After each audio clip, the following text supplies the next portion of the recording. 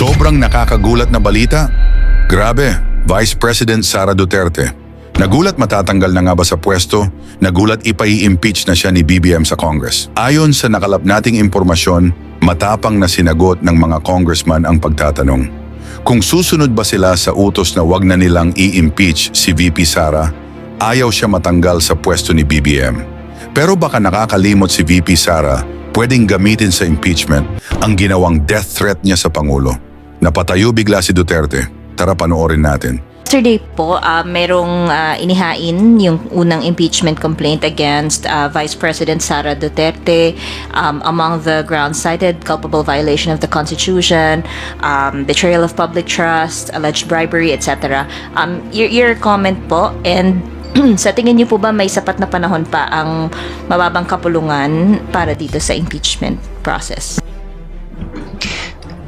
Well, from a personal point of view, yesterday I was clear during an interview na hindi ako parang, I'm not inclined to push for an impeachment process, no? Kasi ito rin ang pananawagan sa amin ng Pangulo. I guess yung pananawagan ng Pangulo, hindi naman nangingialam siya sa aming mandato dito sa Kongreso, kundi pagpapaalala lamang na merong mga mahalagang issues na dapat naming harapin at talakayan dito sa Kongreso. Another point of view, from a purely constitutional point of view, bahagi po itong ng aming mandato sa Kongreso. Kung meron kung nag-file ng impeachment complaint, we have no choice but to process this complaint. It has to go through the entire process, no? From the filing to the referral to the Justice Committee, to the deliberations, the voting, and then if approved, referral to the Senate. Do we have material time to process this complaint? Looking back at the tatatandaan nyo yung Corona case, si Justice Corona, that took approximately around 4 months and a half. So the question is, ano bang break natin? December 21. Mababato na kaya yan sa Justice Committee. Tapos if we start by January, tapos magbe-break kami ng bandang Febrero, magre-resume kami dahil election year, bandang Mayo na, kailan pa? But walang choice, kundi gawin ng trabaho ng Kongreso. So, nasa Justice Committee na sa aming kapulungan, and let's see what's going to happen. It's hard to say. Ako masasabi ko lang, siguro sa nitong paghahain ng impeachment complaint ng mga civil society groups, sa isa lamang pagpapatunay na ang taong bayan mismo ay naghahanap ng accountability sa kanyang sa kanilang mga halal na pinuno, lalong-lalo na sa kasong to sa Vice Presidente. Ito na siguro naman, ito'y pagpapakita lang ng mga issue na nailahad ho sa mga iba't ibang pagdinig dito sa Kongreso, lalong-lalo na sa Blue Ribbon ng House. Ang sa atin lang ho bilang mga kinatawang ng tao, meron ho tayong mandato. We have the constitutional duty and we're bound by that mandate to act on all impeachment complaint filed with the House. Siguro kung ano yung timetable, yun po ay bubusisiin ng liderato ng House, kasi syempre hindi lang ho sa filing at hindi lang ho sa proceeding sa mababang kapulungan, kailangan din natin tignan ang willingness din ng mas mataas na kapulungan ng Senado kung may oras din sila for the trial. This is not to give excuses. Definitely, we are all for accountability. But then again, katulad ng sinabi ng ating Pangulo, ang mahalaga din dito ay hindi tayo ma-distract sa iba pang mahalagang gawain ng inyong Kongreso. Nandyan pa ho ang pag-ratify ng ating budget, nandyan pa po ang mga naiiwang mga batas ng ating ng legislative agenda ng administrasyong ito. Meron pa yatang 3 o 2 na naiiwan, although ito po ay mga pahabol na ho kasi ang kabuuan ho ng legislative agenda ay naipasa na ho ng House of Representatives. That being the case, this will be a careful balancing act on the part of the leadership and the part of the House. Of course, the leadership has yet to give their definite guidance on the matter. But nonetheless, I think most of us members of Congress are one in saying that we are ready to undertake our constitutionally bound duty to tackle the impeachment complaint. Huli na lang. Will this be a priority of the lower house? At if you would know lang, nasa ang stage na po ito. Yesterday it was filed. Verified na po ba?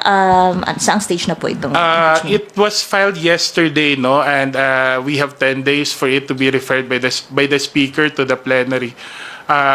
Hindi naman siguro sa whether priority hindi, kasi nakita niyo naman ho sa mga na mga pagdinig ng Kongreso, lalong ng House of Representatives, lalo na sa good government at sa Quadcom, naging prioridad naman talaga natin ang paghahanap ng accountability sa Office of the Vice President.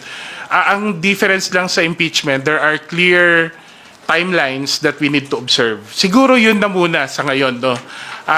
Kasi hindi naman ho ito katulad ng ibang legislation na walang deadline. Ito may mga deadline po kaming kailangan isaalang-alang, at I think that would be part of our mandate to observe and undertake. That said, rest assured na kung ano mang processing, no, deliberations, they will be transparent and they will follow to the small letter, no, lahat ng dapat what we have to take in mind. For example, the questions of whether it is correct in form and in substance. And syempre, papakinggan natin lahat ng panig. Ano? Due process will be followed, and this is in accordance with what we have been fighting for the longest time. And the reason why there is a Quadcom, this is about the rule of law. We want to send a clear message to everyone. Kami po na gumagawa ng mga batas, syempre, kailangan namin i-uphold ang rule of law. Batas lamang po, walang sinisino, dapat lahat pantay-pantay. Thank you, Bibian. We will take the next questions from Melanie Moras of PTV4. Hi, good morning po, Kongs. Reaksyon nyo lang po sa ilang pahayag na lumabas nitong mga nakalipas na araw. May statement po kasi yung DOJ na tuloy lang yung investigasyon nila kay Vice President Sara Duterte. Dito nga sa mga binitawan nitong pagbabanta sa buhay nila, PBBM, First Lady, and Speaker Romualdez. Ano pong masasabi nyo rito given na yun nga may impeachment complaint na rin versus Vice President Duterte? Well, that is a totally separate and independent process. Kanya-kanya tayong trabaho. Basta, as far as we're concerned, we have a mandate to process this impeachment complaint. Ngayon, we're not the ones who are going to tell the Justice Department to do their work. But we should let our government agencies do their work freely, independently, with transparency, with honesty. So, yun lang ang masasabi ko kasi ayoko makialam sa trabaho ng executive. I think it's also important for the people to understand the difference between the proceedings in DOJ at yung ginagawa ho natin sa Kongreso. Una, sa DOJ po, ito'y separate na proseso po ng ekutibo involving the criminal liability ng mga ng Vice President. Yun po ay iba po sa proseso na pinagdadaanan naman sa mababang kulungan, which is impeachment, which is a political legislative procedure, no? Political legal procedure. In fact, we want to highlight also na ang trabaho din ng House is simply to impeach. Hindi rin kami ang magko-convict. Ang magko-convict po nun ay ang Senado. So it's good that we have all this better and sabihin na lang natin, mas klarong appreciation ng mga proseso kasi alam nyo naman sa social media kung ano-anong sinasabi. Hindi ho ibig sabihin na pag na-impeach yun na yun. Meron pa hong laban sa Senado kung saan ang magiging prosecutors ang lower house naman sakasakaling umabot tayo sa puntong yun. Opo, and sa PNP naman, Kongs, kasi may May sinabi ang PNP kahapon na wala pa rin silang info about the credible threat sa buhay ni VP Duterte. Sabi ni PNP spokesperson Jean Fajardo, may sinasabi po ang ating Vice Presidente na meron siyang documented threats. Pero yun nga, hindi pa po tayo nabibigyan ng kopya ng sinasabi ng documented threats na ito. Ano pong masasabi nyo rito? Lalo pat ito rin yung pinagmulan nung kanyang outburst nga na humantong pa sa pagbabanta naman umano sa buhay ng nina President Marcos, First Lady at Speaker Romualdez. This is how I look at it, you know. Honestly, wala akong naramdaman o na-perceive na pagbabanta sa buhay ng ating Vice Presidente. And looking at the videos of her threats against the President and her claim na siya ang pinagbabantaan ng buhay, parang ang interpretation ko doon ay parang it's a call for help. Maybe naghahanap siya ng simpatya mula sa kanyang mga supporters, and it's non-existent para sa akin. Hindi ako naniniwalang may pagbabanta talaga sa buhay ni VP Sara. But what we have established and what we have seen is talagang merong pagbabanta sa buhay ng ating Pangulo. Alam niyo, sa totoo lang, tama po si Congresswoman Roman. Kung meron hong pagbabanta, isa lang ho ang narinig natin nagbigay ng pagbanta. Ang nagbanta lang ho ang Vice President. Kung naririnig natin sa mga iba't ibang news at iba't ibang mga report ng ating mga law enforcement agency, mamilitary man, mapulis, wala hong proof na meron hong attempts or threats sa buhay at safety ng ating Vice President. Kung wala hong makapagtibay na iba, siguro nasa isip lang ho ng Vice Presidente. All these perceived threats are all in the mind of the Vice President. And to be honest, since she is the second highest official of the land, for her to verbalize these threats without clear evidence is, I think, grossly irresponsible. Kasi bilang presidential successor, itong mga pagbabanta nito will definitely affect the stability of our country. And for someone with that mandate to express this without clear evidence is basically contributing to greater instability na hindi makakatulong sa ating bansa. Sana ho, naisipan ng Vice Presidente na before siya magsambit, magpakita sana sila ng ebidensya at patunay. At hindi lang ho yung ebidensya nang galing sa kanila. Sana po ito yung nasuri ng ating kapulisan at ng ating militar. Opo, sorry, last na po. Sa isang pahayag, sinabi po niya dating Congressman Nery Colmenares na tumatayo ring one of the councils for drug war victims na the International Criminal Court may have finally wrapped up its investigation and maybe now preparing for trial. Ano pong masasabi nyo rito given na yung mga issue ukol sa war on drugs ay tinatalakay rin dito sa Kamara, particularly ng House Squad Committee? Actually, no, we do not recognize for now the jurisdiction of the International Criminal Court. That's within the purview of the executive to undertake the diplomatic or the foreign policies recommendation in that respect. Ang Kongreso po ay kinikilala ang paninindigan at ang posisyon ng ehekutibo sa usaping ito. At dahil po doon, tuloy-tuloy lang ho ang anumang investigasyon na gagawin ng Kamara sa usaping ito. Ang sa akin lang ho, sana ho kung mangyari man ang trial, ito'y ikonsidera na isang pagkakataon ng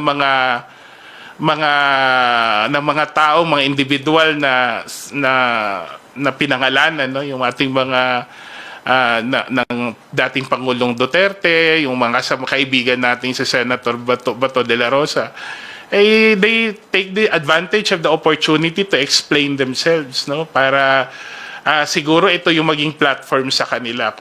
Kung hindi man hustisya to para sa mga AJK victims, baka pagkakataon ito kung meron mang silang masasabi para malinis ang kanilang pangalan o the defender name. Ako, actually, no. pagbabalik tanaw sa Quadcom, nung aking sinusubaybayan yung mga proceedings, nagugulat ako kasi marami mga resource persons since they were incriminating themselves actually.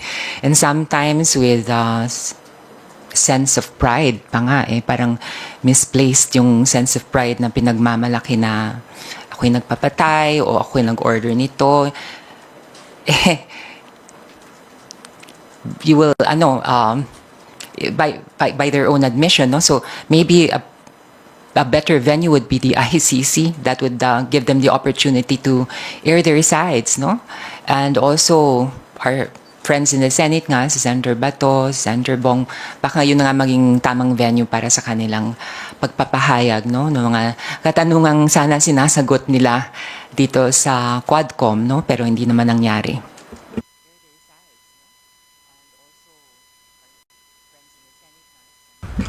Thank you. Kat Porbes from Radyo Pilipinas. Please proceed with your questions. Ay, good morning po. Sorry, nasa likod lang po ako, ma'am, sir. Hingan ko na lang din po kayo ng reaction regarding po sa isang statement ni Vice President Sara Duterte na sinasabi niya na ang impeachment laban sa kanya ay pagwawaldas ng pera at ginagamit lang ito para pagtakpan yung maraming pangako ng administrasyon na napako. Ano po ang inyong komento tungkol dito? Kung magwawaldas lang dan, di ba, hindi siguro ang Vice Presidente ang tamang tao para mag-correct ng pagwawaldas. Hindi ko kami ang nakaubos ng 125 million in 8 days or 9 days. But that being the case, no, I don't think that procedures such as impeachment are actually pagwawaldas in a sense. Ito po'y mekanismo na nasa saligang batas. Kasama po ito sa pagiging isang matatag na demokrasya. Ang checks and balances na nakasaad sa ating konstitusyon ay nandyan po for a reason. And exactly for reasons like this, kung saan naghahanap tayo ng accountability mula sa pinakamatataas na halal na pinuno ng ating bansa. I think every resource that we invest or we spend for this purpose is worth spending. Kasi kung wala ang paghahanap ng accountability at wala ang ating efforts para maitama ang maling ginagawa ng ating matataas na pinuno ng bansa, anong klaseng demokrasya rin naman tayo? At that being the case, hindi naman fair na sabihin na tinatago ng administrasyon kung kitang-kita naman natin ang mga ginagawa ng administrasyon para matugunan ang mga problema ng ating bansa. Kahit kami dito sa House, siguro naman nung naipasa natin ang halos lahat ng legislative priorities ng administrasyon, ito'y klarong patunay na atin pong sinusuportahan at tinutulungan ang ating Pangulong mabigyan ng solusyon ang mga problema ng ating bayan. Siguro ang taong gustong magbulag-bulagan, talagang walang makikitang tama. At ang taong gusto lang manira, walang makikitang tama sa anumang gagawin ng Kongreso.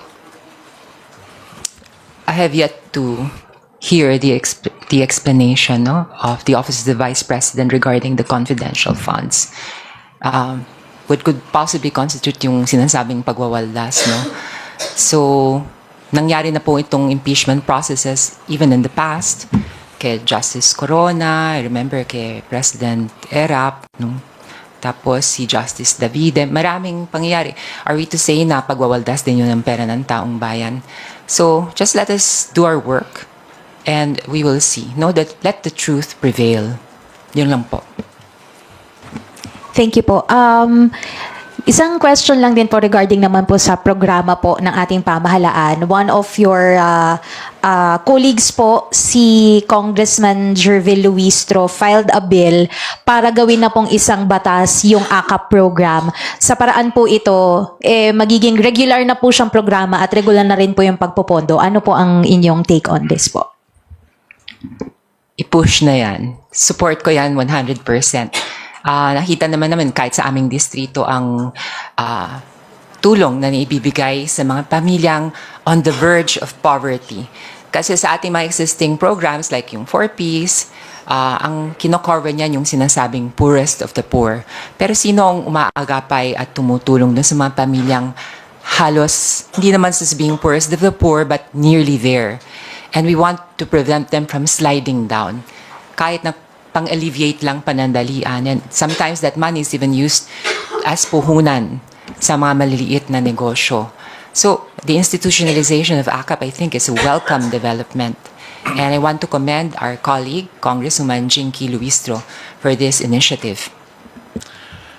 Madalas kong sinasabi na sa lahat po ng social amelioration program, isa po sa pinaka-epektibo at pinakamalaki ay ang return of investment ng ating gobyerno, itong AKAP. Bakit po? Contrary sa sinasabi ng nakakarami o marami, itong tinutulungan po ng AKAP, hindi po ito yung mga walang ginagawa, yung walang trabaho. In fact, ang basic na kailangan na requirement, kailangan kumikita. I think yung mga taong kumikita naman, nagtatrabaho, ngunit kinakapos lang ng konti sa kanilang pang-araw-araw, ay kinakailangan matulungan, no? We see their efforts, we see their productivity. In fact, we also see their contribution sa ating ekonomiya. Maliit man yung buwis sigurong binabayaran nila kumpara sa malalaking mga negosyante o malalaki, mas nakakataas sa ating lipunan. Pero hindi natin maipapasawalang bahala yung contribution nila. At sa tingin ko, itong pagkakataon na matulungan, katulad ng sinabi ni Congresswoman Roman, no? Itong pagkakataon na matulungan ng ating mga kababayang may kapusakita ay malaking bagay, lalong-lalo na sa kanilang pamilya dahil marami sa ito ay mga breadwinners. Diba? Ito talaga, breadwinners, and that goes a long way to amplify. At nagpapasalamat tayo kay Congresswoman Luistro na naisipan niyang mag-file ng bill at I think from on the part of Tingog Party List, no, buong-buo ang ating suporta sa institutionalization. At contrary sa sinasabi ng iba na ginagawa nating ayuda nation ng Pilipinas, gusto ko lang ituon ang atensyon nila. Yung kapitbahay nating bansa, ang Thailand, namigay din sila ng allowance na 10,000 baht sa halos lahat ng Thai nationals. Kasi naniniwala sila na kung may bibigay at may papamahagi ang tulong na ito, hindi lang matutulungan yung individual at ang kanyang pamilya, kundi magkakaroon ito ng ripple effects sa maliliit na mga negosyante at sa kabuuan ng ekonomiya. Ito po yung isang parte ng AKAP na hindi natin nabibigyan pansin. At nakita po ito namin sa mga lugar po kung saan tayo nagkaroon ng malawakang pagbibigay ng ayuda. Nagkakaroon ho ng paglago ang mga small at medium enterprises. Kasi ho, tumataas ho ang purchasing capacity. Kahit papaano po, kung sa economics lang, the velocity of money, the volume of money, all contribute to a healthier economy. Wag ho nating sobrang simplistic po nung mga panukalang tanggalin natin kasi nagkakaroon ng dependency, tanggalin natin kasi ayuda lang yan. Hindi ho, meron siyang malaking macroeconomic impact na kailangan ma-appreciate. Kaya yung mga panawagan na alisin ng AKAP, sana po itignan nila yung merito ng programa at mapapag-aralan na hindi lang yung individual at yung kanyang pamilya ang natutulungan, pero buong lipunan, buong bansa po ang natutulungan itong economic stimulus na dulot ng AKAP. Maaari ko sana idagdag na kami naman po dito sa Kongreso, we're very aware na this is a stopgap measure. Hindi naman namin pangarap na buong buhay nakaasa sa AKAP ang ating mga mamamayan. We're very well aware na ito ay tulong, pantawid. But gusto ko rin i-assure ang ating mga kababayan na kami po sa Kongreso, pagdating po sa mga mas malalim at mas long-term na pagbabago para magkaroon po ng progreso sa ating ekonomiya, sa pamamagitan po ng pag-attract ng more investors, sa pagtulong po sa ating mga magsasaka, sa pag-agapay po sa mga small and medium-scale industries. Lahat po yan ginagawa namin dito sa House of Representatives. Kaya nga nag-amyenda tayo dun sa rice tariffication law para tulungan ng ating mga farmers. We want to create an investor-friendly climate. Kaya nga, we want to establish the rule of law kasi isa sa mga complaint ng ating mga investors, yung arbitrariness na sinasabi nila na that the law is applied selectively. Hindi po tama, hindi po totoo yan. Nais nating patunayan. And of course, lahat po ng legislative agenda ng ating Pangulo na may kinalaman sa ekonomiya, kami ay naipasa na namin dito sa House of Representatives. Which begs the question, sa Senado. So, maybe ito'y pananawagan din sa ating mga kaibigan sa Senado. Tulong-tulong tayo, ha? Para bukod sa AKAP, meron din tayong naipapasang mga economic policies na mas mahaba ang mga epekto sa ating ekonomiya at sa ating bansa. Thank you. Moving on, we have Isa Abendaño Omali from GMA-DCBB for the next questions. Hello po. Good afternoon. Meron pong statement si Senate President Cheese Escudero na nakiusap po siya, yun na lang pong gamit nating term, nakiusap po siya sa mga senador na i-avoid na magsalita about impeachment versus VP Sara Duterte. Dito po ba sa House, meron din po ba ganong instruction si House Speaker Romualdez na wag munang magsalita or iwasan muna magsalita regarding po sa impeachment? Walang ganyang directive mula sa House leadership, no? Galing kay Speaker. If I were to describe yung dynamics ng pagtatrabaho namin dito sa Kongreso, the Speaker has always allowed us to do our work. Freely, walang pagbabanta, walang pananakot, And I think this serves well, the institution, no? We want to reaffirm yung ating mandate.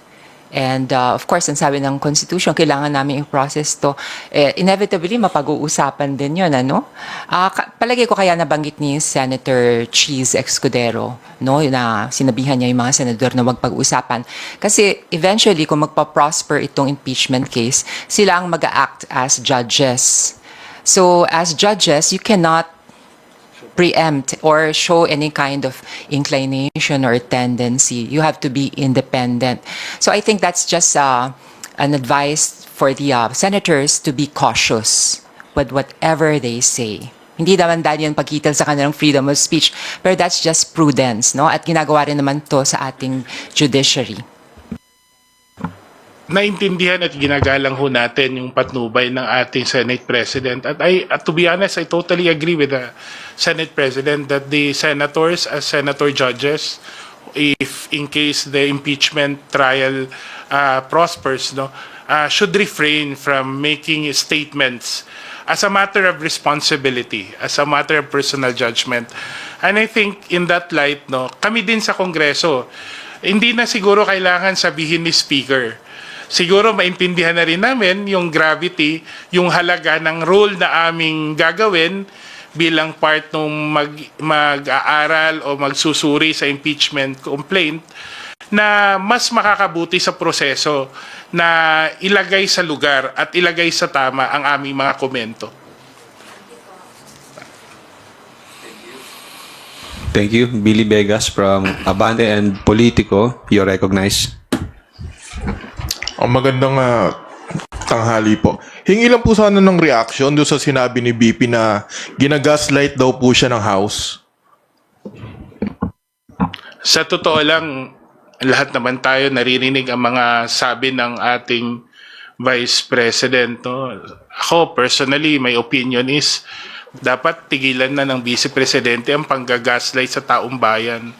Mitong mga nakarang araw, halos ang mga statement ng Vice Presidente mula sa sinabi niyang siya yung inaapi, sinabi niyang siya ang threaten, sinabi na dapat siya na ang presidente noong 2022. I think these comments have no place in a mature democracy, much more among professionals at public servants at that. Dapat hindi sana ganito. Wala naman siguro ako yung narinig sa mga congressmen na personal na pang-aatake sa pangalan at sa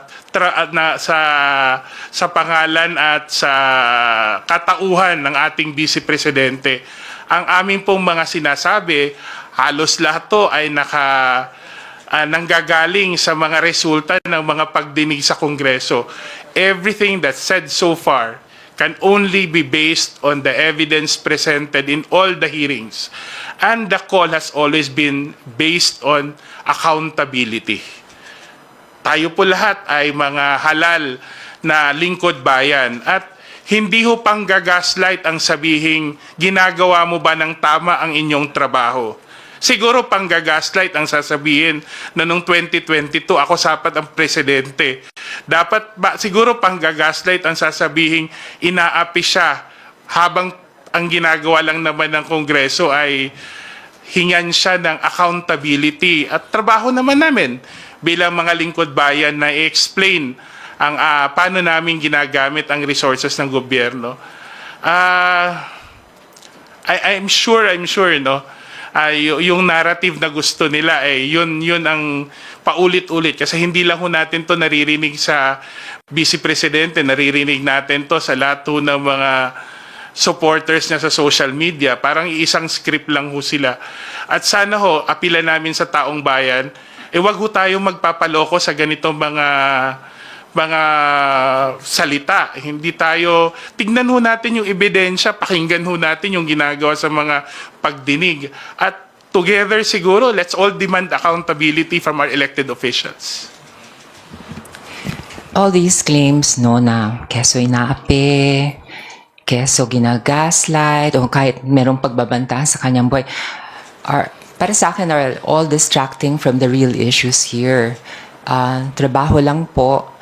Merong Quadcom na nag-represent ng mga valid questions in the most intelligent and polite way. And I've seen that vis-a-vis the ways the investigative committees were carried out, no, in the past administration. So, bakit hindi na lang sagutin yung mga tanong, no? Para matapos na, para mabilis ng trabaho. Kung wala ka naman tinatago, edi sagutin mo yung mga tanong. Kaya nga ako tonto ako, Jude, pag nakita ko si VP Sara na nag-a-attend, tapos kalmado siya, nagsasalita. That's the kind of Vice President that I want to see. Confident, serenely confident. And I think that's what people would expect from any public official. Sana every time. Kaso nga, pag meron ganyan mga claims, para sa akin, wag na natin pansin yung mga ganong claims. It's just mere distractions. Focus lang tayo dun sa trabaho. Pagsagot sa tanong, it's as simple as that. Kung wala naman tayong tinatago, edi sagutin natin. Of course, I do not know what is hindering them from answering these questions, and that they have to resort to these Name calling. ludicrous claims, out of this world.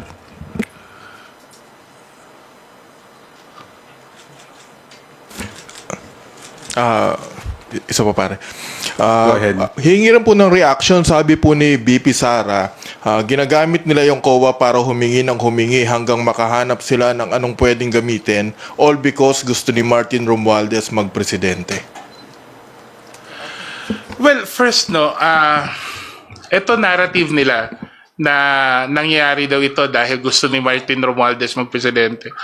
Una sa lahat, hindi ko ho narinig direct at siguro wala pa sa ating nakarinig na minsan sinabi ni Martin Romualdez, ni Speaker Martin Romualdez ng direkta na gusto niya magpresidente.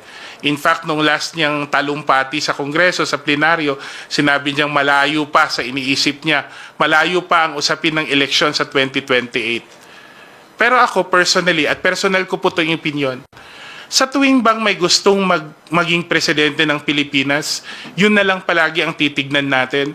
Hindi ba dapat ang katanungan natin, may kakayahan ba to? May kaalaman ba to? May karanasan ba to para maging pinuno ng ating bansa? Di ba dapat hindi sa social media, hindi sa pangungutya natin dadaanin, kundi tignan natin ang performance ng isang public servant. At ako personally, bilang leader namin sa Kongreso, nakita ko po kung paano magtrabaho ang ating Speaker Martin Romualdez. At siguro kung kakayahan at kaalaman at karanasan lang din ang pag-uusapan, alam na ho natin ang kasagutan. Kung dediretsuhin ko lang ho, kung tatanungin ko anong nagawa ng Vice Presidente nung siya'y kalihim ng edukasyon. Siguro nakita naman natin, hindi lang ho sa pagdinig sa good government, kundi kahit sa Appropriations Committee na oversight, malaking pagkukulang po nung siya'y umupong Secretary of Education. Let's call a spade a spade. Hindi ho ang ambisyon ng tao ang dapat maging katanungan natin. Ang tanong dapat natin, may kakayahan ba? May kaalaman ba? May karanasan ba? Ang isang Pilipinong nagmamahal sa bansa para ilahad ang kanyang sarili bilang pinuno ng ating bansa. Yan po dapat ang pag-iisip at sinasagot natin araw-araw. Tungkol naman po sa mga dokumentong nanggagaling sa COA, kanino ba galing yung mga dokumento na yun? Di ba galing din yan sa Office of the Vice President? Ba't nila kinahihiya kung lalabas sa publiko sa pamamagitan ng Quadcom? Now, tungkol naman dun sa sinasabing pangarap ni Speaker Martin Romualdez na maging presidente, ang tanging taong napapakinggan kong who's very open about her ambitions to become president is the VP. And of course, karapatan niya yun. She has even claimed na sa kanya na yun as early as 2022, when in fact, nobody can own the position of the presidency. Ito ay pinahiram lamang sa atin ng taong bayan. And it's the same with us na nasa Kongreso. Hindi po namin yan pag-aari by entitlement. Kami po, we try to convince the people. And kung nagugustuhan kami, ipagkakatiwala sa amin ang aming mandato. And kinikilala po natin yan. Let us remember, it is not ours by entitlement, ang pagiging Pangulo or not. Sabi ka po ni Rep. Pam Zamora, ito ay by destiny. And may I add, it is because of the people's mandate. Power emanates from the people. So, hindi po pwedeng sabihin akin yan o sa'yo yan. Bakit? Diba? Wala namang basihan yun. So, focus lang po tayo dun sa trabaho. And of course, gusto ko rin segundahan yung sinabi ni Kong Jude na kailangan ang ating mga mamamayan mag-exercise ng tinatawag na critical thinking. Alam nyo, sa panahon na ito kung saan merong malaganap na, I don't know, social media, sa FB, sa lahat ng platforms, kailangan mag-isip ang taong bayan, gamitan ng ating mga utak, maging objective tayo, at suriin talaga sa paghalal ng ating mga opisyal mula sa Pangulo, Vice President, sa mga miyembro ng Senado, ng Kongreso, sa ating mga LGUs. Yung qualifications, yung pag-uugali rin, mahalaga yan. Kailangan din merong paggalang sa kapwa-tao at higit sa lahat, paggalang sa Diyos at paggalang sa ating saligang batas. Sabi ko nga, it's all about the rule of law. May dadagdag lang ako kasi na-mention ni Congresswoman Roman yung tungkol sa mga survey, no? Bagamat nakakatulong ang survey para unawain ang pulso ng mga mamamayan, walang halal na official pong nananalo sa survey lang. Election po ang nagpapapanalo. Pwede ka hong nanguna sa survey at nakita po natin yan. Maraming mga frontliners sa survey hindi rin nanalo sa huli, hindi rin nanalo sa eleksyon. At siguro dahil hindi naman lahat natatanong talaga sa survey at hindi rin natin ma-underestimate na minsan nagbabago din ang pulso ng mamamayan. Nag-iisip po ang ating mga botante. Kaya po sa huli, minsan magkaiba po ang resulta ng survey. Kaya kung yan po ang ating pangahawakan bilang batayan, kung sino po ang dapat at karapat-dapat na manguna sa atin, siguro kailangan pa natin mag-isip-isip at tunan yung totoong mga dahilan kung paano tayo pipili ng mga tamang leader para sa bansa. Thank you. Marian Enriquez from TV5. So I have two sets of questions po para regarding kay Mary Grace Piatos and sa impeachment. With the certification nga po ng PSA confirming that certain Mary Grace Piatos po has no record of birth, marriage, or death in their database. What does this mean po? May malinaw na po ba tayong basihan para magrekomenda kumbaga ng technical malversation o mas malala, plunder regarding this? Lalo na po, you raised the question, gaano ba karami pa itong mga fictitious and erroneous na acknowledgement receipts to justify po nga ng OVP itong kanilang confidential expenses? Ang Quadcom naman cannot act as a prosecution, so health prosecutor's office, hindi naman po, iba po yun.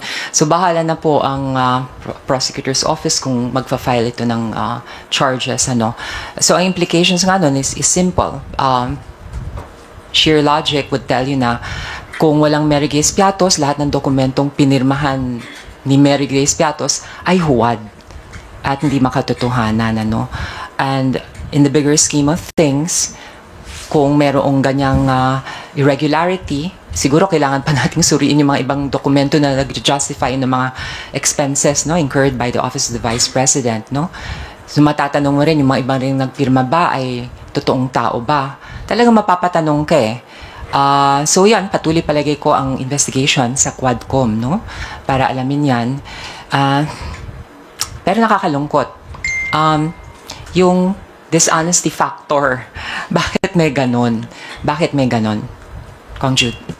But I think it reinforces only the earlier findings of the committee that there is reason to doubt the veracity of the documents presented as acknowledgement receipts attached to the COA, the liquidation report na sinumite ng Office of the Vice President. Sabi ko nga kanina, kung merong kamalian sa isa, siguro it gives us reason to also anticipate na baka spurious din yung iba. At kung spurious ito on a large scale, baka nga umabot tayo sa technical malversation. Pero katulad nung sinabi ni Congresswoman Roman, hindi na ho trabaho ng Kongreso yon. Ang trabaho na natin ay maglahad ng recommendations. At sana ho, tignan ho ng ating piskalya kung baka o ng DOJ na itong mga ebidensya for what it is. As I said, hindi dapat din ipasawalang bahala ito. Bakit? Ang pinaka-konkretong pamamaraan for us to really establish that public office is a public trust, kung paano gamitin ang pera ng bayan. Ito may maging 100 piso o 500,000 piso o 1 milyon o 500 milyon, yan po ay pera ng bayan. At kung sa pagkakataong ito, gawa-gawa ang mga dokumento ni Mary Grace Piatos, gawa-gawa si Mary Grace Piatos, nanakawan po ang taong bayan. Pagpapaalala rin po mula sa Kongreso at sa Quadcom, hindi po nagsistop sa investigation yan. Habang umuusad po yung Quadcom, patuloy kami mga kasapi ng House of Representatives nag-iisip kung paano dapat nating amyendahan ng ating mga batas, kung anong panukalang batas ang ating pwedeng ilatag upang maiwasan ng mga ganitong sitwasyon sa kinabukasan. So, as we said, it is an investigation in aid of legislation. Marami ang mga lumilitaw na mga bagong panukala. Katulad na lang, for example, ma-cite ko na, narito rin lang naman tayo. Mula po sa Committee on Women and Gender Equality, the other day, we were deliberating on the Safe Spaces Acts, the amendments that we wanted. And we thought that yung pambabastos ng kababaihan ng members of the LGBT community, yung pagpopromote ng misogyny, ng homophobia, ng transphobia na pinipinalize under the Safe Spaces Act, ang dapat unang gumagalang sa batas na yan ay kaming mga halal ng bayan. Because kami dapat ang nagbibigay ng mabuting ehemplo. Kung meron kang isang leader na minamaliit ang kababaihan, kinukutsa ang kababaihan, kung meron kang leader na merong parang galit sa members of the LGBT community na medyo bastos, parang hindi katanggap-tanggap yon. In fact, hindi talaga katanggap-tanggap. So, aming inintroduce dun sa aming amendments isang special provision that would penalize public officials who commit and promote acts of misogyny, misogynistic remarks, homophobic remarks, etc. If we expect the ordinary citizenry to behave in a certain manner, to fight against misogyny and homophobia and other forms ng pambabastos, we should also expect this from our elected officials. So silalim po ng aming amendments, gusto naming parusahan ng mga public officials with fines from 100,000 to 500,000 and even suspension, no? 6 months to 1 year, and that, tapos kung repeat offender sila, maaari silang ma-disqualify from holding public office. Ang hirap kasi, sa bansa natin, parang na-normalize na yung pambabastos ng kababaihan eh. Diba? Parang na-normalize na, parang nagiging astig yung gumagawa nun. Pero ang tanong ko sa ating mga kababayan, kung nanay ninyo, sister ninyo, kapatid ninyo, ang nababastos, how would you take it? Madaling pagtawanan eh, lalo na sa social media. You can twist the facts. You can even portray the culprit as astig, macho, etc., etc. Pero when it affects you, I don't think you'll react in the same way.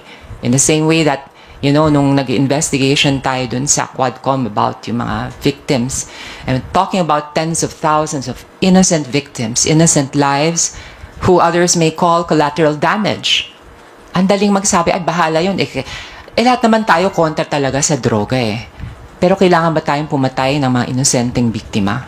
What if kapatid mo, anak mo, naitanong nyo na ba sa sarili nyo kung anong pakiramdam ng mga nanay na isang araw, nandiyan yung kanilang anak, nag-aaral lang, nagpe-prepare para sa isang exam.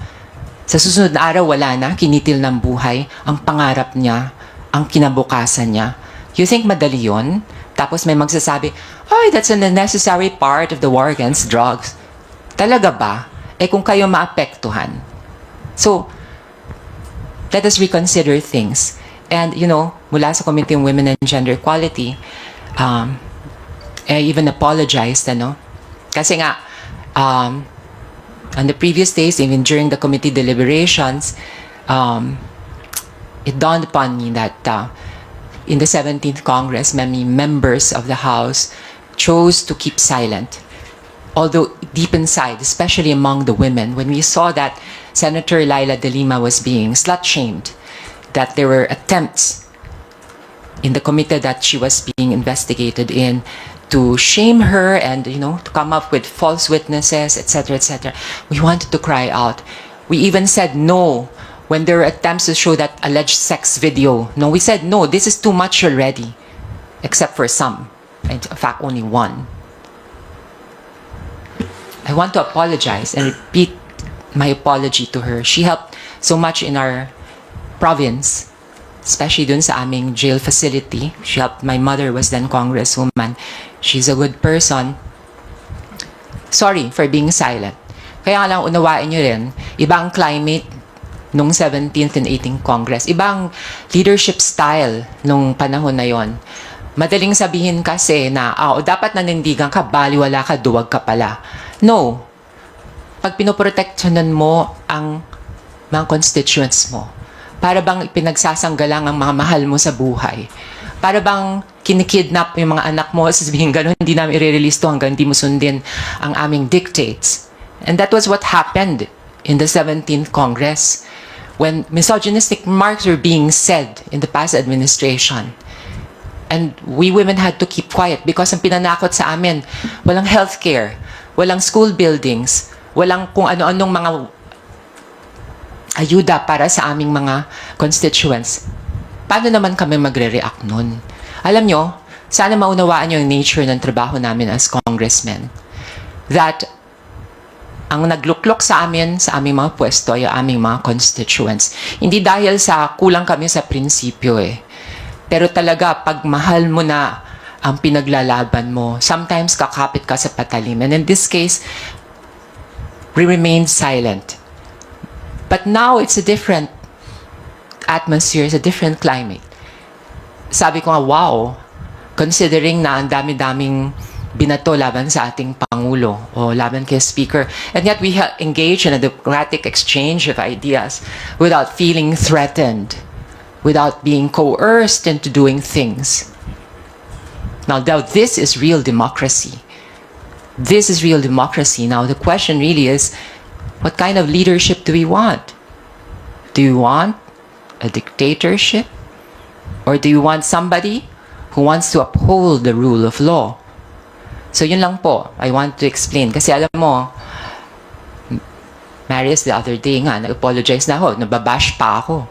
Sabi ko, Diyos ko, ito lang masasabi ko, I was sincere about my apology. And nag-reach out nga ako kay Senator Laila. Because, sa totoo lang, yung tiniis niya na 7 years, na walang firm conviction from any court. Tapos, nung bandang huli, false pala lahat ng mga witnesses. Hindi biro yon. But I didn't see any kind of drama. Nahihimatayin na kailangan itangay pa sa kung ano-anong ospital. Stoically, she faced the charges. She continued to believe in the system that failed her. Pero bilog nga ang mundo. The truth will always come out. So yun lang po. Thank you for that. Pero I would just like to follow up back on the technical conversation. If ever po ba, kung posible nga po na umakyat na po doon, liable po ba si Vice President Sara Duterte, lalo na sinasabi nga po niya na, yung ginigiit niya na wala naman akong alam dyan sa mga acknowledgement receipts na yan, hindi dumadaan sa akin yan. Kung technical malversation lang pag-uusapan, ang daming red flags. Hindi lang ho si Mary Grace Piatos. Si Mary Grace Piatos, sabihin na natin, tip of the iceberg lang siya. Una, kung maalala natin, tinanong natin si Gina Acosta. Siya po ang accountable officer. Ibig sabihin, ultimately hanggang disbursement, dapat siya yung may custody ng pondo. Pero anong ginawa po niya? Sa utos ho ng Vice President, klaro po yun, sa transcript ng ating mga pagdinig, sa utos ng Vice Presidente, nilipat niya kay Colonel La Chica. Nilipat kay Colonel Nolasco. Sa DepEd naman, nilipat ni Edward Fajarda kay La Chica.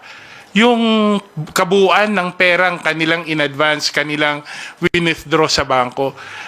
Ako personally, at sa pag-appreciate ko sa batas, yun po ay malversation in itself na technically. Kasi parang na-defeat ang purpose ng fidelity bonds, parang na-defeat ang purpose ng accountability. Kung idadagdag pa natin ang usapin ng spurious o di kaya gawa-gawa lang itong mga acknowledgement receipts at nakita natin marami po doon magkakaibang pangalan, parehong pangalan, magkakaibang pirma, minsan magkaibang pangalan, pare-pareho ng ballpen at nag-iisang tinta lang. Makikita natin na maraming katanungan ang kailangan sagutin. At hindi lang katanungan, malaking pananagutan ang kailangang harapin ng pangalawang Pangulo. With that po, let's move on to my questions on the impeachment complaint. I understand you were asked na rin po kanina regarding your thoughts on that. And, si PBBM nga po, meron din siyang apila po, lalo na sa atin dito sa Kongreso, na, isang tabi na muna itong mga hakbang sa pagpapatalsik sa bise at mag-focus na lang po muna sa trabaho. But you also both mentioned about, checks and balances, letting the truth prevail, paghahanap ng accountability sa pinakamataas na pinuno ng bansa, critical thinking, every resources po ibubuhos dito ay worth spending.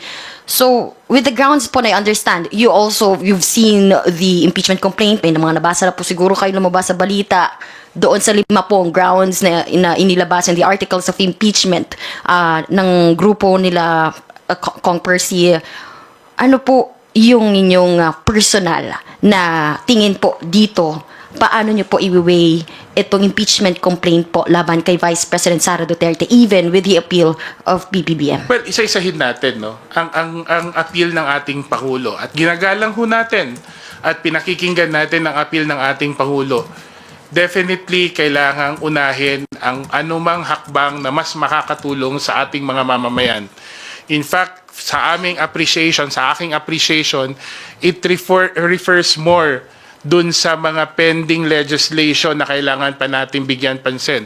Una, kailangan pa natin ipasa ang budget for next year. Priority dapat yon. May natitirang ilang legislation nakasama sa legislative agenda ng administration. Siguro sa House, masasabi natin, pasado na kami. Pero siguro sa Senado, kailangan din nilang bigyan prioridad. Priority po yun. Klaro dapat ang mga priority. Pero sa usapin po ng impeachment, hindi ho dahil sa anong sinabi ng Pangulo o hindi po, saligang batas po ang nagbigay ng mandatong ito sa Kongreso, lalong-lalo na sa House of Representatives, para aksyonan ang lahat po ng petition or impeachment complaints. Hindi po kami pwedeng magpasawalang bahala, hindi po namin pwedeng hindi pansinin o hindi aksyonan kasi po saligang batas po. Wala pong ibang sangay ng gobyerno ang may ganong katungkulan kundi ang inyong House of Representatives. At klarong-klaro po sa amin yon. Andyan po ang patnubay ng Pangulo, pero klaro din sa amin ang mandato ng Kongreso ng mababang kapulungan. In this case, I think it will be premature to really go into the specifics of how we will proceed, no? But what I anticipate is there will be a careful balancing act. Especially in terms of scheduling, especially in terms of resources and time spent for every initiative, lalong-lalo na sa impeachment. At yan po ay kaparte sa kailangan pagdesisyonan ng leadership ng Kamara. Ayaw ko pong pangunahan ng leadership sa usaping yan. I think it really refers more into the time. I think klarong naman sa sinabi ng Presidente, hindi naman wala naman siyang sinabi na ayaw niya sa impeachment at siguro naman sa pagkakakilala namin sa Presidente, hindi naman nangingialam sa ginagawa ng Kamara. Pero ang pinapaalala sa amin ng Presidente, huwag niyong kalimutan yung mas mahalagang trabaho na kailangan ng taong bayan. Lalong-lalo na ako, ina-anticipate ko yung budget. So doon po tayo nang gagaling. Kailangan mabigyan natin ng kaukulang pansin at atensyon yung mga issue na mahalaga sa taong bayan sa ngayon. Pero hindi rin natin kailangan talikuran ang constitutionally mandated, ang mandate ng konstitusyon sa Kongreso, sa mababang kapulungan, na aksyonan ang mga impeachment complaint. Sorry, sundin ko lang. You mentioned ayaw ko po pangunahan ang leadership, pero po kayo Kong Asidre personally, will you support? Personally? Yeah. How will you support or will you support po ba itong Well, impeachment? ako honestly, ultimately, exactly accountability from elected officials will have to be done by impeachment. At kung accountability ang hinahanap natin, talagang doon tayo papunta. Hindi ho kami ang magko-convict, remember. Meron pa hong trial sa Senado. Pero kung ano man, I think it's the proper venue, especially for the allegations na nakita namin doon sa mga naunang pagdinig. Siguro in all the noise ng politika, ito na lang siguro. In all the noise na meron tayo sa politika, ako I take it more optimistically. Ito po yung nagpapakita na matatag ang ating demokrasya. Pansin niyo po kahapon, nung nag-file po ng impeachment, medyo positive po ang merkado. Positive ang stock market. Bakit? Siguro ay nararamdaman ng taong bayan na ang kanilang gobyerno, as pangunguna ng ating Pangulo, is concerned with the everyday concerns ng ating taong bayan, but at the same time, intentful with exacting accountability. Maybe not the executive specifically, but the government in totality. So, naging malinaw din naman ako sa personal stand ko. Initially, sangayon ako sa Presidente, kung maaari sana wala nang impeachment complaint. But meron eh. So walang choice ang Kongreso but to act on it and to process it. And my final decision, of course, whether to support it or not, because it will be submitted to a vote sa plenary, where it has to garner at least 1/3 of the total number of congressmen, is I have to hear first kung ano ilalabas nila. Is it correct in form and in substance? Substantiated ba yung mga claims? Meron bang ebidensya? And of course, I want to be fair. The entire process, I hope, and I'm sure and I'm confident, will be transparent. So kung ano man na nadidiskubre, natutuklasan, siyempre, kailangan defensahan yan ng mga nagpupush ng impeachment case na ito. Thank you, Marian. Sandro Ochoa from Billionario TV. Sorry, quick reaction lang po doon sa possibility that there's another impeachment complaint within this week. Well, nasabi naman siguro ng mga makabayan congressmen na meron din silang ipa-file. And we anticipate na baka meron pang iba na magpa-file. Ito indikasyon lang ho na lahat ho nakikita ang ginagawa ng Kongreso. Lahat naman din to nagsimula dahil sa mga pagdinig natin sa Kongreso at marahil ito rin ang tamang venue para mapag-usapan na with finality ang mga isyong ito. Sabi ko nga nobody can stop our representatives and civil society organizations from filing impeachment complaints. Karapatan nila yon at kami naman, katungkulan namin sa ilalim ng saligang batas na tanggapin at i-process. So let's just see what's going to happen with these complaints. Last question na lang po from my end. Is it a possibility na ano po yung implication for the possibility na baka itong si Mary Grace Piatos ay code name lang because apparently confidential fund nga daw. So they did not use their real names dun sa acknowledgement receipts. May implication po ba yun, sir? Well, sa totoo lang, normally the confidentiality is not absolute. Because ultimately, accountability will have to be the final barometer. The fact na mayroong kang acknowledgement receipt, dapat hindi naging kasangkapan yun para, for lack of transparency, hindi naging excuse siya for lack of transparency. The fact na nagkaroon ng notice ng disallowance only provides the opportunity for us to look deeper. And having seen this, we'll take it at face value. Yan dapat sana ang sumagot sana nun, yung opisina, ang tanggapan ng Vice Presidente.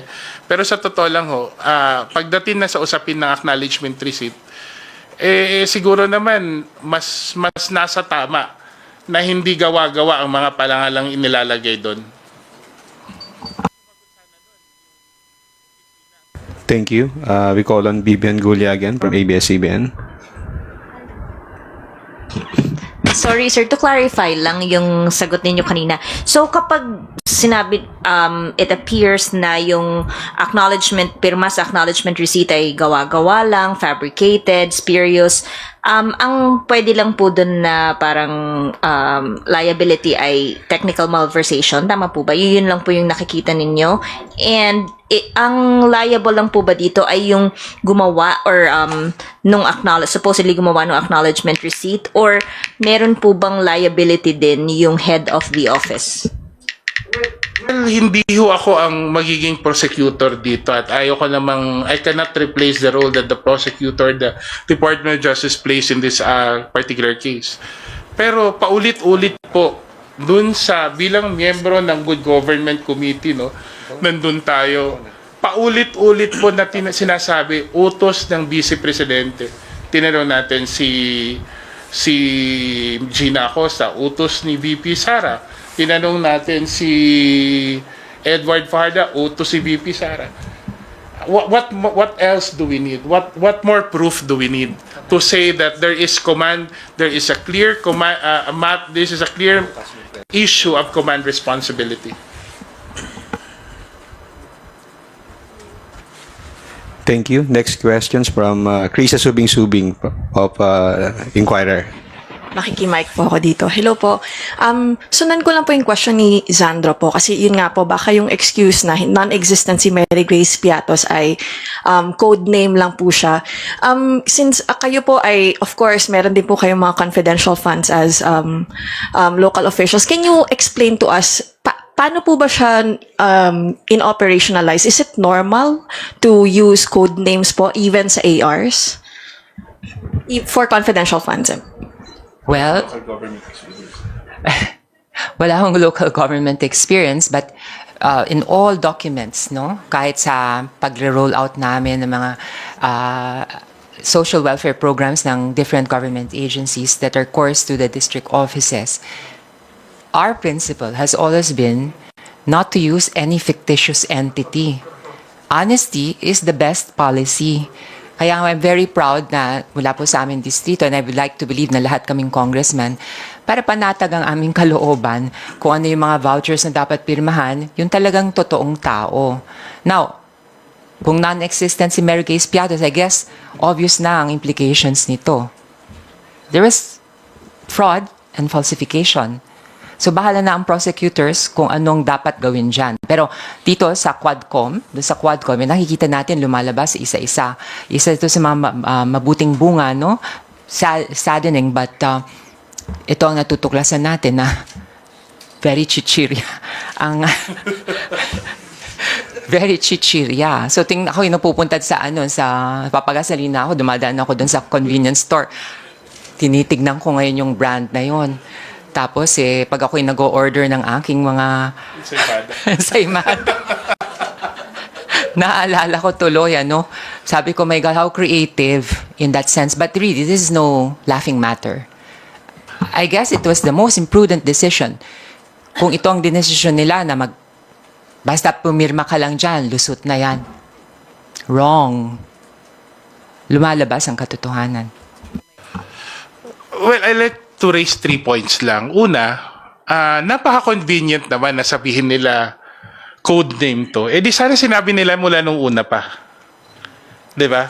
Pero there has been no statement, there has been no clarification, there has been no insinuation to that end, 'di ba? They stood by.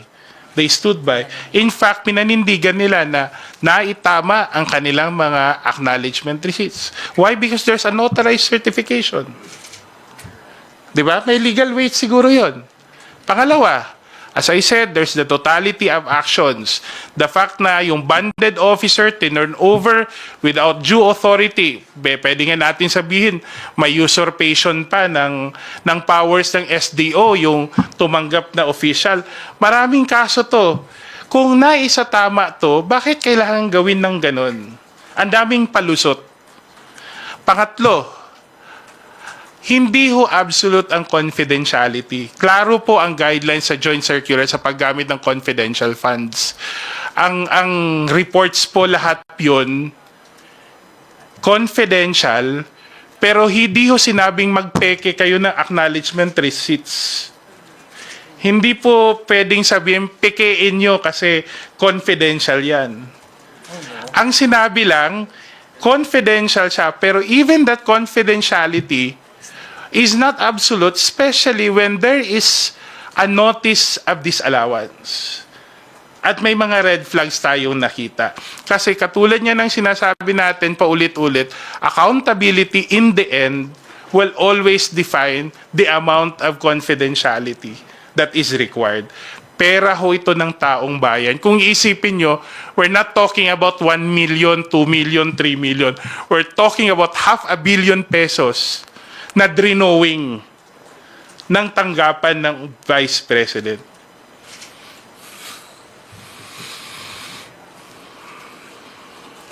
Oh, okay, that guy. Kindly, identify yourself in the media representation. Hello po, good afternoon. I'm Lance from Newswatch Plus. Ask ko lang po, itong bagong development kay Mary Grace Piatos, how will this play into the ongoing impeachment case against the Vice President? Do you think this has a stronger merit dahil sa bagong lumabas na ganito? When we study the grounds for impeachment, merong betrayal of public trust, graft and corruption, misuse, misallocation of funds. Possibly this could be used as evidence. Yun lang ang nakikita kong implications, but of course, i-review ulit yan. Kasi panibagong proceedings mangyayari sa Justice Committee before a committee report is made and then submitted for deliberations on the plenary. Parang panukalang batas din, nagdadaan din sa proseso. So ito, maaaring karagdagang ebidensya in favor or against. Pero siguro pwede nating pasa ilalim yan sa isa sa mga grounds for impeachment as stated in the Constitution. Hindi ko pa nabasa yung kabuuan ng impeachment complaint, pero hindi ako sigurado kung ito boy kasama dun sa mga articles na in-identify ng mga petitioners. Sabi ko lang, katulad na paulit-ulit kong sinasabi, ang pinakakongkretong batayan ng public trust, ng public office sa public trust, paano ginagamit ang pondo ng bayan? Kaya kung meron mang pagkakamali at meron mang gawang-gawang mga acknowledgement receipts na nakita natin na may may proof tayo ng pagwawaldas ng pera ng bayan, sa tingin ko is at plain sight, no, a clear betrayal of public trust. Thank you. For our final question of the day, we turn to Red Mendoza from Manila Times. Hi po, Kong. Kahapon po, sabi ng COA, may lumabas na COA document, unqualified opinion ang Office of the Vice President. Parang sinasabi ng COA na walang naging issues or kung meron man naging issues, na-resolve na po ito ng Office of the Vice President for the period ending December 31, 2023. Kong, do you think po ba this would wobble the impeachment complaint? Kasi unqualified opinion na po ito eh. And as additional pa po doon, one of the articles of the impeachment said na betrayal of public trust due to her meltdown. Sir, Kong, do you think po ba it would set a precedent na kunyari mag-meltdown ng isang public official, should we say the president, impeachable na siya? Mag-meltdown ng isang presidente, impeachable na kaya siya? I just want to clarify, no? Ang sabi mo, nag-issue ang statement ng COA. There is a COA opinion. Meron Opinion. na po. Unqualified opinion. Do you have po. a copy of Meron that po. opinion? Nabasa mo sa social media, nabasa po yung report ng COA. Ang anong sabi exactly? What was said was unmodified opinion po. Unmodified opinion. Unmodified opinion. Hindi unqualified. Ayun, unmodified opinion. We conduct our audit in accordance with international standards of supreme audit institutions. Yung isang portion po is, in our opinion, the company financial statements present fairly in all material respects the financial position of the OVP as of December 31, 2023 and its financial performance, statement of cash flows, statement of changes in net assets equity, statement of comparison of budget and actual amounts for the year and notes for financial statements are in accordance with international public sector accounting standards. So, unmodified opinion po siya. So, that statement covers fiscal year what? Until 2023 po. 2023. Oh, pero yung confidential funds? 2023. Okay. So, does that also include yung confidential funds? Hindi ko naman narinig.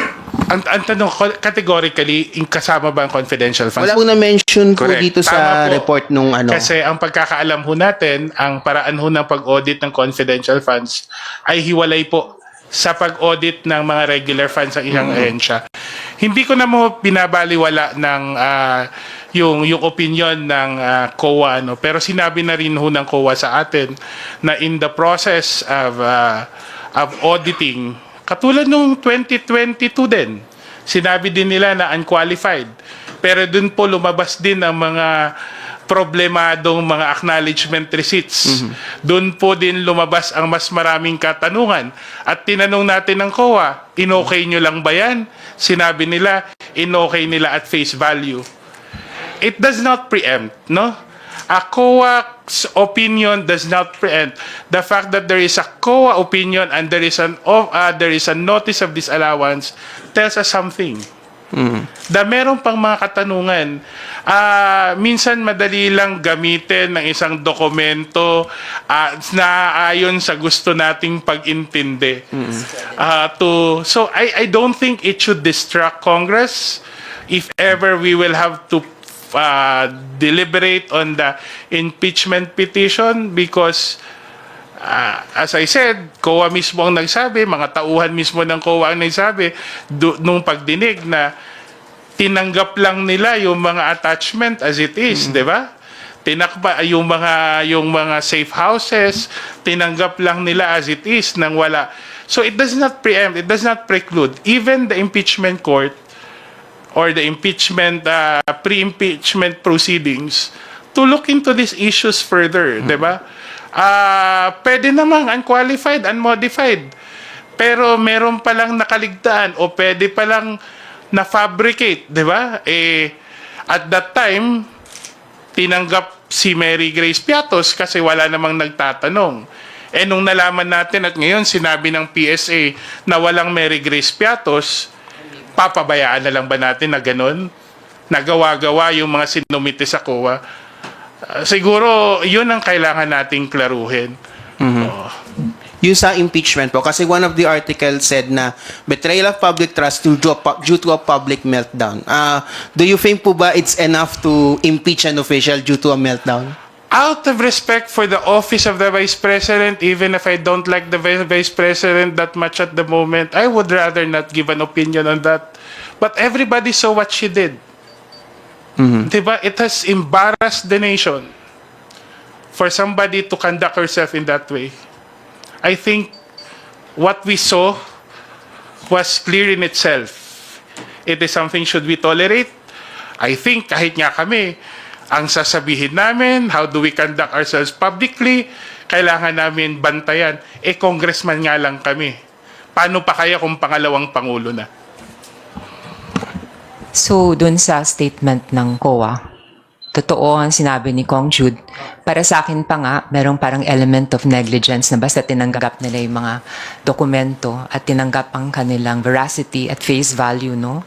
Pero we cannot ignore the fact that we're discovering so many things sa Quadcom. Nakakagulat, it's disconcerting, and of course, it merits our 100% attention. We cannot simply ignore the fact that, yun na nga, non-existent pala yung Mary Grace Piatos.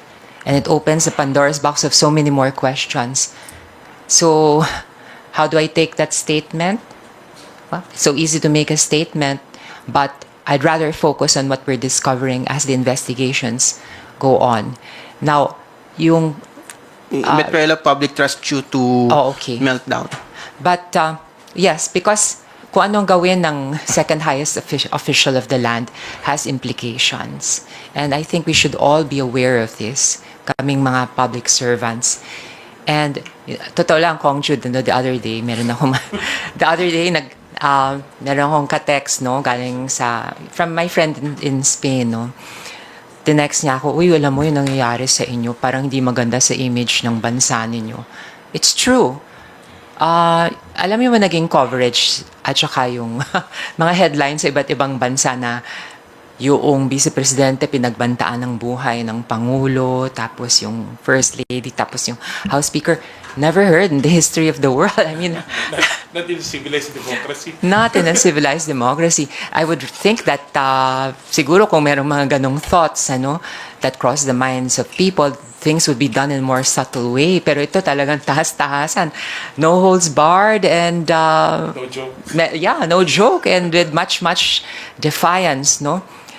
Para bang for a moment nakalimutan na meron palang mga patakaran at mga protocol at saka merong mga konsiderasyon na dapat laging sinasalang-alang naming mga public officials. Kaya nga, kanina natatanong ako bakit nagkaganon kaya ang ating Vice Presidente. Maybe it was a call for help. Baka nasa isang, I don't know, kung mental health. Maybe it was a call for more sympathia from her followers. But I'd rather see the Sara Duterte na calm and serene that we saw. Natutuwa kami mga legislators pag nakita namin siya, just like the Vice President should be, like a Vice President should be answering the questions with much respect, waiting for her turn, and respecting everyone. Respect begets respect. Yun lang naman po. Last na lang po.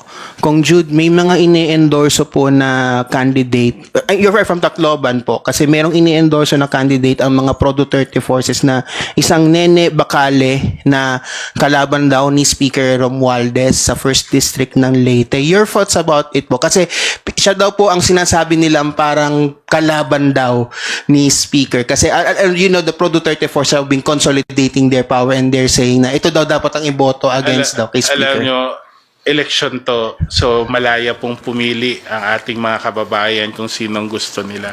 At sa lahat ho ng history ng eleksyon sa 1st District ng Leyte, hindi ho ako botante doon, nasa 2nd District po ako, pero madalas ho ako nasa 1st District. Wala ho ako nakitang violence, wala ho ako nakitang pamimilit o pang-aaway ng mga tao dahil lang ho iba ang choice nila. Tungkol naman kay Ma'am Nene, kilala ko po siya masyado na ang turo ko sa akin kung wala akong sasabihing maganda, wag na lang akong magsalita. Thank you. Thank you, Red. My apologies, but we have to entertain Marian or Gab. Gab Lalo from Inquirer Online. Sir, sorry kasi na-mention yung sa unmodified opinion. Clarify ko lang, kapag sinabi bang unmodified opinion, ibig sabihin malinis na. Kasi ang pagbabasa namin, sir, pag sinabing unmodified opinion, yung papel na pinasa ng agency is yun yung nire-require ng COA. Not necessarily indicating na malinis yung transactions. Katulad ng sinabi ko, hindi ko masyadong familiar kasi nag-uusap nga kami ni Congresswoman Roman. Iba ang unqualified, unmodified. Iba-iba kasi yun eh.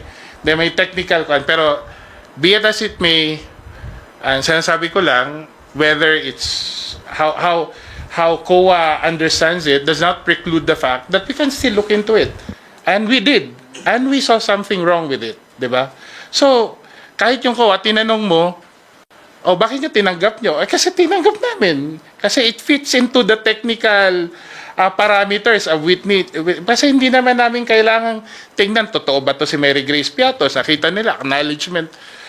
So, wala. Pero nandun yung notice of disallowance, nandun yung ibang grounds para natin tignan. At yan ang ginawa ng Kongreso dun sa pagdinig ng good government.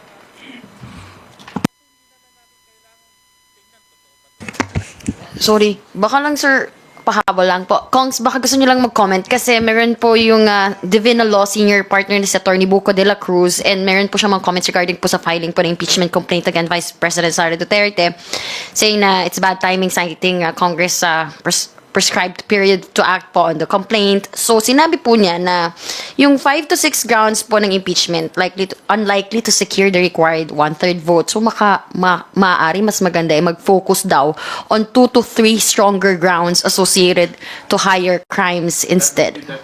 That would be work of the Committee on Justice. So, we'll leave it. We will not preempt the Committee of Justice how to proceed on that matter. Thank you. We kindly ask our honorable leaders to share their parting words. Maraming salamat po sa pagkakataon na mag-exchange tayo ng ideas, na masagutan yung mga katanungan. Mula po sa House of Representatives, we'd like to reiterate that whatever proceedings or how we process yung mga impeachment complaints will be a transparent and objective process where everybody will be given the chance to air their side and where there is due process. This is something we want to uphold as lawmakers, aside from the rule of law na dapat sina-champion naming lahat na mga halal ng bayan. So makakaasa kayo na pananatiliin nating independent, transparent, and respectful of the law kung anumang mga processes and proceedings na magaganap po dito sa House of Representatives. Let us do our work and we can assure you that kung ano man ang maging resulta ay mababase sa katotohanan. The truth will prevail. Una sa lahat, nais ko pong magpasalamat sa inyong mga katanungan. Malaga po namin na nalalaman namin sa pamamagitan po ninyo ang mga katanungan ng ating mga kababayan kasi ito po'y nagpapaalala sa amin ang mga ano bang issue ang kailangan natin bigyan linaw, bigyan diin, ano yung mga kailangan unahin.